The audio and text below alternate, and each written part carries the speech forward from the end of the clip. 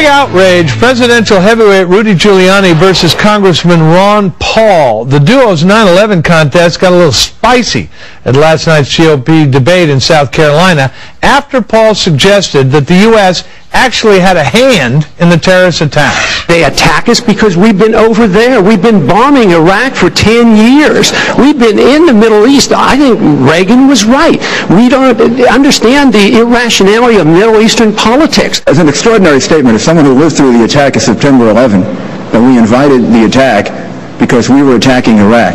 I don't think I've ever heard that before, and I've heard some pretty absurd explanations for September 11.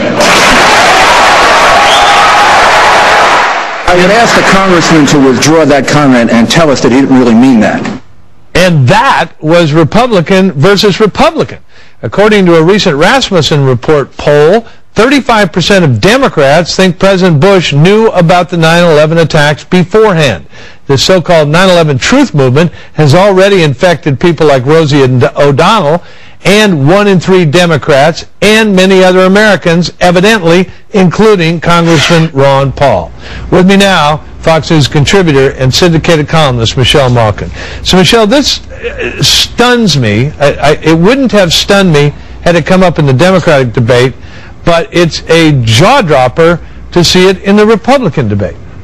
It is, and it doesn't belong there, and I'm glad that this moment provided great TV for Fox News. It was a very instructive exchange, but Ron Paul really has no business being on stage as a legitimate representative of Republicans, because the 9/11 truth virus is something that infects only a very small proportion of people that would identify themselves as conservative or Republican. And as you say, John, this is far more prevalent, this strain of 9/11 truther virus, on the left and in much of the mainstream of the Democrat Party, as that Rasmussen poll showed. Why?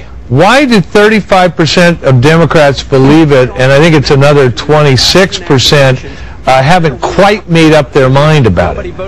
Well, I think part of it is what Charles Krauthammer has famously called Bush derangement syndrome. I think that pathology has taken hold among many Democrats who would consider themselves mainstream.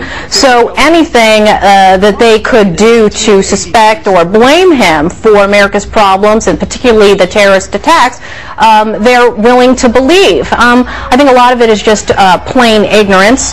And then there's a paranoid strain on the left. I talked about this in my book Unhinged, of tinfoil hat wearers who indulge in this kind of fantasy where America bears the blame for global jihad. You know, Michelle, Rosie talks about this stuff all the time on The View, and The View has a large audience. Would this notion be as prevalent as it is if there weren't prominent people like Rosie, Charlie Sheen, and others constantly talking it up? Well, they certainly do bear blame for mainstreaming it. Rosie O'Donnell and Alec Baldwin and Charlie Sheen, I believe. But it's there on the internet, and these people are absolutely rabid, and they are impervious to reason or logic. And it's great that we have magazines, publications like Popular Mechanics that are out there slogging every day. There are a lot of blogs as well that have been debunking a lot of these 9/11 conspiracy theories. This war is going on places like YouTube and in social networking places, but I think it's incumbent on mainstream news outlets to debunk these people, and I don't think you see nearly enough of that outside of Fox News. Part of this 9/11 truth movement says that the United States attacked the Pentagon with missiles, that a plane did not hit it. I have never been able to understand how the 9/11 truthers then explain where is American Flight 77 and where are all those people. Have you ever heard them try to explain that?